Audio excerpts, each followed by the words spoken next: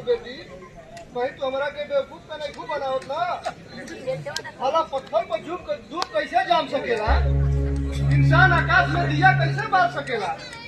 भला हमारा विश्वास नहीं के हो कि आसमान के तारा इंसान कैसे तोड़ सकेला? बाबूजी हम असंभव के संभव बना देनी। अब तू पूछ सकेला कैसे? कैसे बेटी? आज तू गाड़ा भूत उखाड़ दा।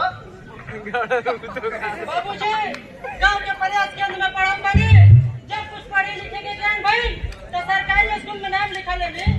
पढ़ लिख के आज तक अच्छा नंबर से मैट्रिक पास कर गेली। बाबूजी अगर तुम्हारा आशीर्वाद होगी तो हम नौकरी पावे के दावा रखत बानी।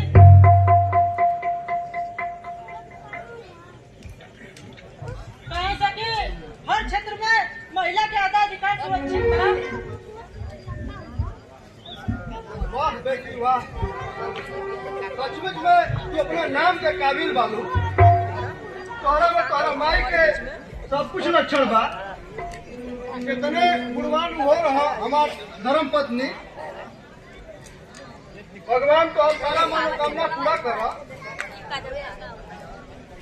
बाबूजी अगर तुम्हारा आशीर्वाद होगी तो हमें तेरी समाज के बदल के दिखा दे।